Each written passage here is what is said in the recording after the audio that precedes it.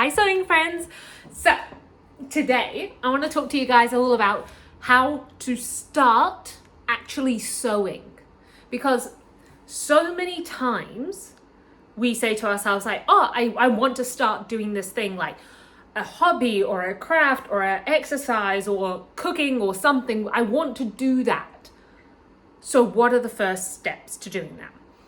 So I'm going to break it down into 3 actionable steps that can teach you how to start sewing and learning how to sew yourself. So if you're new here, hi, I'm Annie, and I'm on a mission to teach 1 million people how to sew through online tutorials and sewing courses and, little reels on Instagram and social media and TikTok and all the socials. So I really want to teach you guys how to sew, and there's a whole bunch of other videos on here that teach you like the mindset around sewing and the history of sewing and make, do and mend and whatnot. Under Consumption Core is another really good video you should go and have a look at. But sticking to the subject at hand, I am going to take you guys through how to actually start sewing. So step 1, day 1, hello and welcome. So definitely I would say the first step to learning how to sew is to, first of all, set your expectations with your skill, right? Because it is so common, especially for creatives like us. I know, I was there at one stage where we go in and we're like, yes, I want to sew this, that, and that. When I was teaching beginners how to sew, I ran a night class, and I was teaching a night class, and I had one student come in who said she wanted to sew her wedding dress. And I was like, this is a beginner sewing class, right? And she's like, yeah. And I'm like, have you ever been on a sewing machine before? And she's like, nope. And I'm like, right. So wedding dress, quite important, quite high skill level, depending on what you're wanting to go for. Saw the pattern that she was wanting to do and the dress. And I was like, let's get you started with winding a bobbin. We really want to set our expectations really high with what we want to make. But then when we don't know what we need to know to do that sewing project, we get really disheartened. And we're just like, if I can't do this, then I don't know how to do it. I'm stuck. So before you even start, let's go in and just go, okay, I want to learn how to sew. I'm a beginner, never been on a sewing machine before. Where do I start? So start by looking at some beginner-friendly sewing projects. Things like a straight seam, anything, pillowcase, pencil cases, lots of cases when you're beginners. Because these are beginner projects that will teach you how to sew while giving you the sense of achievement with a project. So that's number 1, set your expectations to 0. No, jokes. Set your expectations to your skill, because then you will manage to sew a sewing project. Step number 2 is the right equipment, right?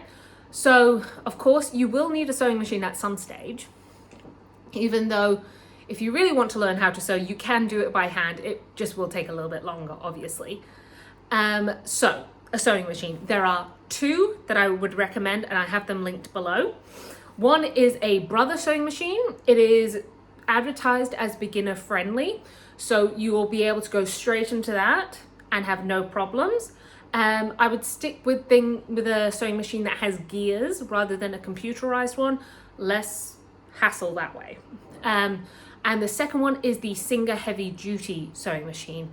This one has got a really good reputation in the sewing community for being a good workhorse of the sewing in general. So Brother and Singer, 2 linked below. Have a look at those ones. They're the best ones to start out with. Alternatively, ask around your family and friends. They will most likely have a sewing machine that you can borrow. Because sewing is a hobby that you can dip in and out of. So more often than not, you'll have someone in your circle, friendship, family group that actually has a sewing machine and aren't using it at the moment. So ask around your friend group and just express that you're wanting to learn how to sew and you're looking for a sewing machine, and more likely than not, you'll find one that way. Now, another way you can get a sewing machine, two other ways. Secondhand resale markets. I think I bought every single sewing machine I've ever had secondhand, and they work perfectly fine, clearly. Secondhand sites, absolutely brilliant. Environmentally and economically, a secondhand machine is perfect. Just make sure it's in good condition, and that it can do what you need it to, which is straight stitch and a zigzag and back stitch, and that's it. You don't need fancy dials or embroidery stitches or different zipper foot extensions or anything. No, keep it simple, straight stitch, zigzag and back stitch, that's all you'll need. Now, the other way you can get a sewing machine is through your local library, and there are a few libraries that I know of in Melbourne, but you obviously might be looking at it, watching this video elsewhere, that you can actually rent out a sewing machine the same way you rent out a book. So another great way for you to introduce yourself to sewing without making a big financial commitment to a hobby. Because, you know, a lot of us sew as a hobby or as a way to make our clothes and repair our clothes as well. So buying a brand new machine isn't always a possibility. Secondhand is great, or renting one is even better. Now, so that's 2 out of 3. So the last one is the materials that you need to learn how to sew. It's very easy to get caught up when looking at different sewing equipment, but the basics are literally fabric and thread. That's all you'll need, fabric and thread. That is it. You know, by all means, you know, you can buy the little extensions over time, but if you are a day one, never been on a sewing machine before, sitting down at a sewing machine, all you'll need is thread and fabric. Now, I do have some examples for you, so watch. So, when it comes to fabric, get a basic cotton. Wherever you're buying your fabric from, either a shop or secondhand or just trying out with things that are lying around the house. A cotton like this is calico, so it's an undyed cotton basically. So I would always start off with a cotton because that is going to be the most user-friendly for you as a beginner. You know, there's no slip on it, there's not a right and a wrong way. Really nice and basic, nice and easy and cheap as well. I probably pay like, how much? Like $4.50 for a meter of this. So really affordable as well for a hobby sewist.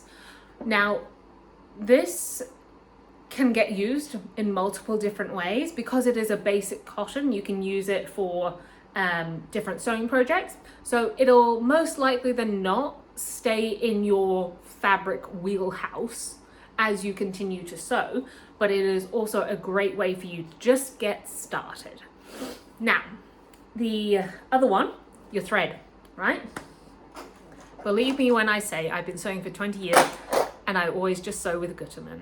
It is the most universal and durable thread I've sewn with, basically, for the last 20 years. And what I like most about Gutermann thread is the color diversity in it. Like, there is literally every single color you would ever need. So it goes with all your sewing projects. And the thread does not snap when you try and gather it up, right? So later on in your sewing journey, you will at some point come across like how to gather fabric to make like ruffles and stuff. I use Gutermann all the time for when I'm gathering up my fabric because it doesn't snap. So I tend to, so they look like this. They come in little, so this is called a spool, right? So they come in spools, and this is 100 meters. When you're just getting to learn how to sew, just get 100 meters. That'll last you a lot, right? 100 meters doesn't sound like a lot of thread, but this guy will last you forever. So, and also then you get to play with the different colors. So 100 meters is in this spool. They go from 100 meters to 1,000. So like 100 meters to a kilometer, essentially. So always choosing Gutermann, and it stays in your thread stash, and you got to use it all the time. So that's great. But also, like having them all here, make sure that the thread matches my sewing project as I continue on. So always recommend Gutermann. It can be very tempting to get a cheaper thread, but I'm telling you right now, do as I say, not as I do, because I have gone and bought the cheaper sewing thread, and basically Gutermann's fibers are long and strong. The other fibers are short and brittle. So as soon as your thread comes under any tension, it'll snap. And then you're gonna have to rethread your machine, and no, just for the sake of like $1 difference per 100 meters, just get the Gutermann thread and you'll be happy. So this here is their polyester range. I tend to, okay, this is the thing, right? I like to sew with polyester thread, even though it's not a biodegradable fiber. The work that goes into making my own clothes that I'm using the Gutermann thread for, I would much rather use a durable thread to make sure that garment lasts a long time, rather than skimping on the thread to a cotton thread that has shorter, weaker fibers and the seams failing. So whenever I'm sewing like with a garment, I always choose polyester. You could by all means sew with a cotton, but your seams might pop a little bit more with that. So yeah, I would just suggest going with a high quality thread and some cotton fabric and you're set. Now, as you progress, I would choose to invest in like some sewing scissors and some, a measuring tape and a ruler or a measuring gauge. But as you're brand new to sewing, those are kind of just the absolute basics that you're gonna need to know. It can be very easy to get disorientated when it comes to learning to sew. But just know that the best way to learn is through doing, right? I always say to people, like, imagine this. If you are a beginner sewist and you have to make 100 mistakes to go from beginner to intermediate, then you have to make 100 mistakes, right? Mistakes, lessons, learning experiences, whatever you want to call it. But you have to make 100, right? So every time you make a mistake, you're one step closer to leveling up. So it takes the negativity away from making a mistake. It goes from, I made a mistake, to, I made a mistake, so I level up, And I think that's a really good mindset to bring to it as a beginner, because I was a beginner once. I really was. And now I have a degree in sewing.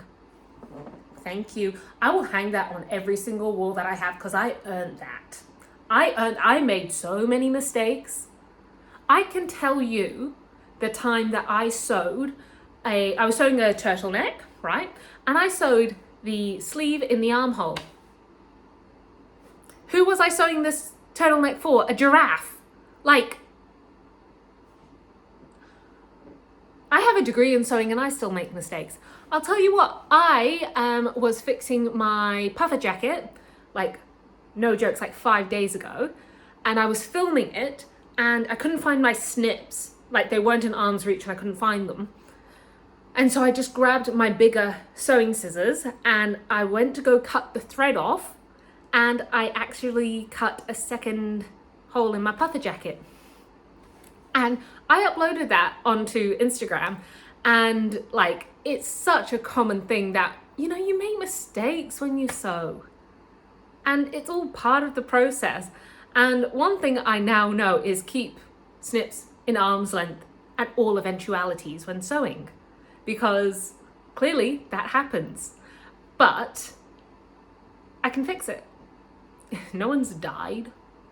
You know, I made a mistake, and my puffer jacket, I can fix it. It's fine. But there are some people out there who think that mistakes are the worst things possible, and I'm just like, okay, and?